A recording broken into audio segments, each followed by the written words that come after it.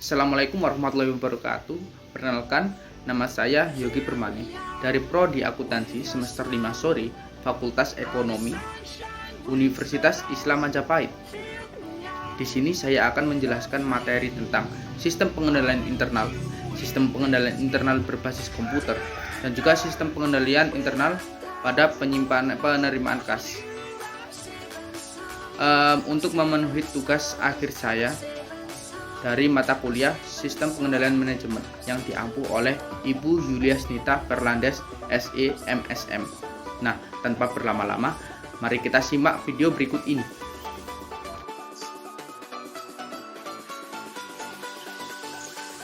Oke, baik. Di sini saya akan menjelaskan 3 poin utama yang akan saya bahas. Pertama, sistem pengendalian internal. Yang kedua, sistem pengendalian internal berbasis komputer, dan yang ketiga adalah sistem pengendalian internal dalam penerimaan kas. Langsung saja, kita akan membahas sistem pengendalian internal.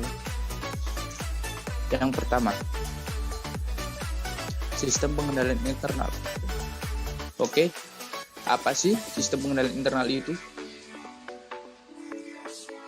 Mungkin teman-teman udah ada yang tahu ya. Jadi, menurut Boynton, pengendalian internal adalah suatu proses yang dijalankan oleh dewan direksi, manajemen, dan personel lainnya dalam suatu entitas yang dirancang untuk menyediakan keyakinan yang memadai berkenaan dengan pencapaian tujuan dalam kategori berikut ini. 1. Keandalan pelaporan keuangan. Dan yang kedua, kepatuhan terhadap hukum dan peraturan yang berlaku. Yang ketiga, efektivitas dan efisiensi operasi. Yang kedua, menurut Warren Davis, sistem pengendalian internal terdiri atas kebijakan dan prosedur yang dirancang untuk memberikan kepastian yang layak terhadap manajemen bahwa organisasi telah mencapai tujuan dan sasarannya. Kebijakan dan prosedur ini seringkali disebut dengan pengendalian dan secara kolektif membentuk pengendalian entitas tersebut. Yang ketiga adalah Horngren dan kawan-kawan. Pengendalian internal adalah suatu perencanaan organisasi dan semua tindakan yang terkait diterapkan oleh suatu entitas untuk menjaga aktiva, mendorong karyawan untuk melakukan kebijakan perusahaan, meningkatkan efisiensi operasi, dan memastikan keandalan pencatatan akuntansi. Nah, dari beberapa pendapat tadi bisa disimpulkan bahwa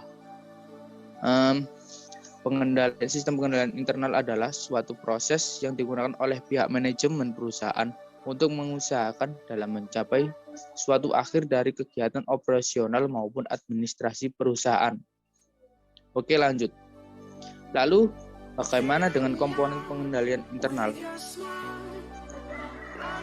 Terdapat 5 jenis komponen pengendalian internal ya. Yang pertama adalah control environment, atau yang bisa disebut dengan lingkungan pengendalian. Kedua adalah risk assessment, atau penilaian risiko. Yang ketiga adalah control activity, atau prosedur pengendalian ya. Yang keempat adalah communication and information, atau komunikasi dan informasi. Dan yang terakhir adalah monitoring, atau pemantauan. Nah, lalu kenapa lingkungan pengendalian di sini menjadi titik tumbuh dari keempat komponen tersebut? Tentu karena lingkungan pengendalian adalah komponen yang pertama dan harus ada terlebih dahulu daripada komponen lainnya. Tanpa ada komponen lingkungan pengendalian, maka komponen lain tidak akan tercipta atau tidak akan terkontrol dengan baik. Oke, lanjut. Sama seperti komponen tadi, ada prosedur sistem pengendalian internal. Prosedur sistem pengendalian internal sendiri diambil dari 5 komponen tersebut secara berurutan ya. Oke. Yang pertama adalah dalam lingkungan pengendalian internal. Kita harus tahu bagaimana sih kondisi lingkungan yang ingin kita kendalikan. Lebih cocoknya bagaimana sih kondisi lingkungan SDM kita di perusahaan. Bagaimana karakter tiap SDM-nya. Apakah tiap SDM tersebut itu terkendali atau tidak, bisa dikendalikan atau tidak. Nah, setelah kita memahami lingkungan tersebut, langkah selanjutnya adalah kita harus menganalisa risiko dalam lingkungan itu. Apakah ada di antara SDM tersebut memiliki tingkat risiko yang dapat mempengaruhi stabilitas perusahaan atau tidak? Oke, lalu setelah kita mengklasifikasikan risiko yang ada, kita harus memahami bagaimana prosedur untuk menanggulangi risiko itu, seperti kita memberikan kebijakan umum tertentu pada karyawan yang berpengaruh bagi perusahaan. Setelah itu, kita dan para anggota perusahaan harus diberikan kewenangan untuk menyampaikan informasi yang ada. Hal itu tentu saja untuk memudahkan para manajer untuk memonitoring tiap pergerakan SDM di sana, sehingga meminimalisir terjadinya kecurangan dan sejenisnya. Nah, sebenarnya dari dua komponen ini ada keterbalikan sih. Bisa bisa diurutkan atau bisa istilahnya, bisa dibolak-balik. Yang penting adalah dari lingkungan tersebut yang harus pertama. Lalu yang terakhir adalah monitoring dalam sistem pengendalian itu. Tanpa adanya monitoring, SDM akan sulit terkendali dan melanggar kebijakan perusahaan. Seperti apa monitoring itu? Dengan cara melakukan evaluasi secara berkala, memberikan atau mengharuskan para SDM-nya untuk membuat laporan bagaimana perkembangan dari organisasi yang dioperasikannya. Oke. Lalu apa sih tujuan dari pengendalian internal? Yang pertama, sebagai perlindungan aktiva. Aktiva sendiri merupakan aset perusahaan yang bersifat material. Aset ini tentunya dikelola oleh SDM yang telah diberikan tanggung jawab terhadap aktiva tersebut. Sehingga dengan adanya pengendalian internal ini, para pelaku SDM perusahaan bisa melindungi dan menggunakan aktiva perusahaan secara bijak. Dan yang kedua adalah penyampaian informasi yang akurat. Tentu saja kita tidak bisa memungkiri bahwa manusia adalah tempatnya khilaf toh. Jadi kemungkinan bohong itu pasti ada. Dan ditambah lagi, memang ada jenis manusia yang suka mengarang informasi atau membuat informasi fiktif. Namun, dengan adanya sistem pengendalian internal ini, kemungkinan terjadi penyampaian laporan yang fiktif itu bisa terminimalisir karena perusahaan sudah mengantisipasi dengan prosedur pengendalian yang sudah tersistemasi. Yang ketiga adalah mendorong efisiensi. Tujuan dari sistem pengendalian internal itu sendiri adalah agar prosedur yang dijalankan bisa berjalan sebagaimana mestinya. Itu juga berlaku bagi pengendalian internal. Tanpa adanya sebuah sistem yang memadai pada pengendalian, maka efisiensi dari pengendalian itu akan minim. Dan juga yang terakhir, kegiatan perusahaan sejalan prosedur yang berlaku. Hampir sama dengan poin yang ketiga ya. Dengan adanya sistem ini, maka kegiatan perusahaan akan terprosedur dan berjalan seperti apa yang direncanakan. Kita lanjut. Setelah kita tahu apa tujuan dari sistem pengendalian internal, kita juga harus tahu apa saja sih unsur-unsur pembentuk sistem pengendalian internal itu. Oke, yang pertama adalah pemisahan tanggung jawab. Para SDM di perusahaan harus memiliki divisi yang berbeda-beda. Mengapa? Karena untuk menghindari adanya kecurangan dalam beroperasi. Ambil contoh ya, dari bagian kasir dan juga bagian sistem pencatatan. Kedua divisi ini harus dipisah. Karena jika tidak dipisah, akan terjadi manipulasi terhadap keuangan yang ditanggung perusahaan. Jadi ada semacam fraud atau penyelewengan dana mungkin ya, kalau divisi itu disatukan.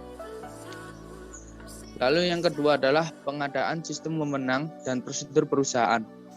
Sistem ini digunakan untuk membagikan wewenang dalam tiap divisi. Jadi dalam divisi memiliki wewenang dan batasannya sendiri.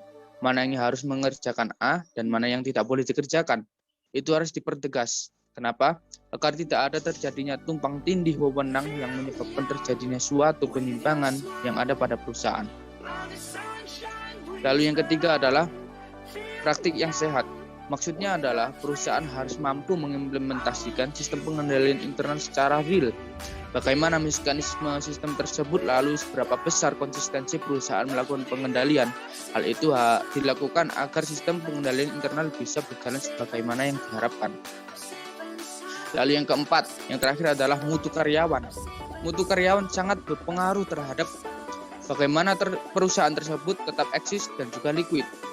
Karyawan yang jujur dan berkompeten dalam bidangnya akan membawa perusahaan menjadi berkembang, dan penerapan sistem pengendalian internal tentunya akan lebih mudah. Ada dua cara dalam mendapatkan karyawan yang bermutu, yaitu satu, melakukan rekrutmen karyawan yang selektif.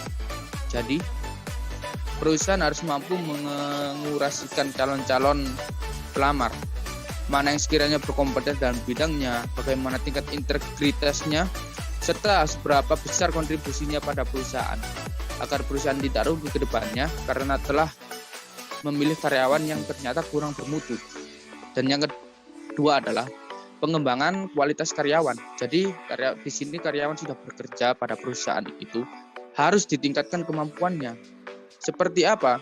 Seperti melakukan sertifikasi profesi, pendidikan secara berkala terhadap karyawan, agar output yang diberikan karyawan untuk perusahaan bisa lebih baik dan bisa meningkatkan perkembangan perusahaan. Oke, begitulah sedikit materi tentang apa itu sistem pengendalian internal. Jadi, sistem pengendalian internal adalah sebuah sistem yang dilakukan untuk mengendalikan si SDM. Lanjut, sekarang kita berlanjut ke sistem pengendalian internal dengan basis komputer. Karena memang sekarang adalah era di mana semua pekerjaan itu terkomputerisasi sebagian besar ya. Maka pengendalian internal terhadap komputer baik pengguna maupun aplikasinya perlu dikontrol. Lalu bagaimana sih mekanismenya? Oke, dalam pengendalian internal berbasis komputer terdapat dua jenis, yaitu pengendalian umum dan juga pengendalian aplikasi. Nah, pengendalian umum dirancang untuk menjamin bahwa seluruh sistem komputer dapat berfungsi secara optimal dan pengolahan data dapat dilakukan secara lancar sesuai yang direncanakan. Oke. Lalu bagaimana mekanismenya? Yang pertama adalah penyusunan rencana pengamanan. Yang kedua, pemisahan tugas dalam fungsi sistem. Sama ya, seperti dalam sistem pengendalian yang umum tadi. Yang ketiga adalah pengendalian proyek penyusunan sistem informasi. Yang keempat adalah pengendalian akses fisik dan akses logis. Nah, akses logis di sini adalah akses di mana para pelaku itu bisa mengakses data, sehingga diperlukan proteksi dalam data tersebut. Oleh karena itu butuh pengendalian atas akses logis. Yang kelima adalah pengendalian penyimpanan data. Yang keenam, pengawasan transmisi data. Dan yang terakhir adalah perlindungan terhadap fisik dan fasilitas jaringan. Nah, seperti itu 7 unsur dari pengendalian umum. Dan yang kedua adalah pengendalian aplikasi. Pengendalian aplikasi merupakan sistem yang menjamin akurasi dan validasi input, file, program, dan output sebuah aplikasi. Jadi, pengendalian umum merupakan pengendalian yang mengendalikan unsur pendukung, dan pengendalian aplikasi itu mengendalikan sebuah data-data yang ada pada komputer. Lalu apa saja sih unsur yang ada pada pengendalian aplikasi itu? Yang pertama adalah pengendalian input maksudnya. Pengendalian input terdiri dari pengendalian sumber data, validasi input. Cara-cara yang dapat dilakukan antara lain chain verification, check digit verification, dokumen berturut tercetak, otorisasi, dan pembentukan pengawas data. Yang kedua adalah pengendalian proses. Pengendalian pengolahan data, pemeliharaan dokumen yang mencakup kemutakhiran data, pencocokan data, dan pelaporan kesalahan. Dan yang terakhir adalah pengendalian output.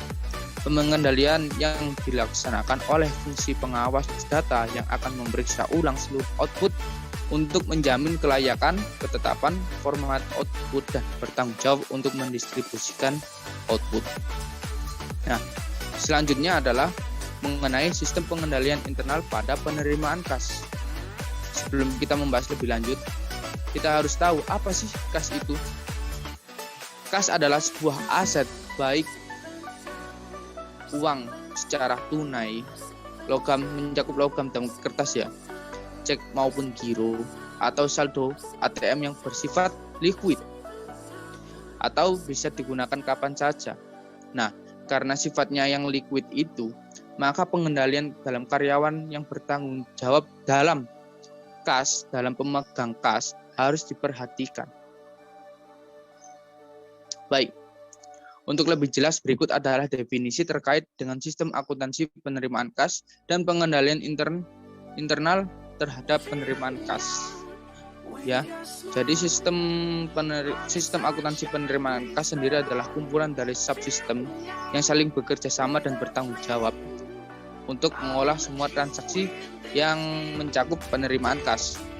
Sedangkan pengendalian internal adalah pengendalian internal penerimaan kas adalah suatu susunan yang di dalamnya meliputi struktur organisasi, metode, dan ukuran-ukuran yang dikoordinasikan untuk menjaga penerimaan saldo di dalam kas. Baik.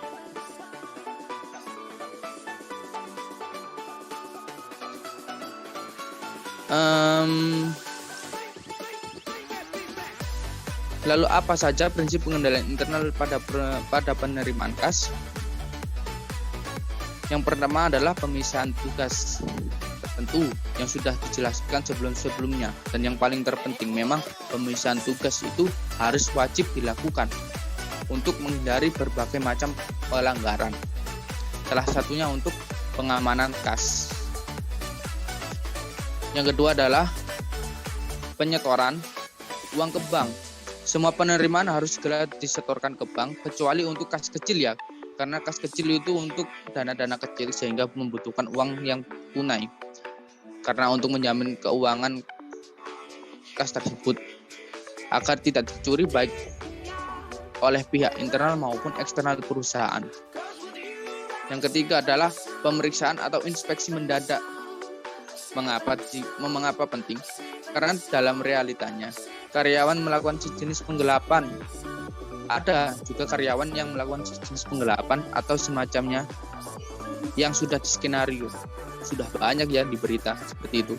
Nah, untuk mengantisipasi adanya perilaku atau kondisi seperti itu, pemeriksaan yang mendadak itu sangat diperlukan. Karena dengan adanya pemeriksaan yang mendadak sifatnya, laporan yang diperiksa itu sifatnya lebih real atau lebih bisa dipercaya lah daripada pemeriksaan yang secara berkala. Karena untuk yang berkala biasanya para karyawan itu pintar, bisa memanipulasinya, bisa menyiapkan bagaimana narasi untuk menipu laporan sebenarnya itu.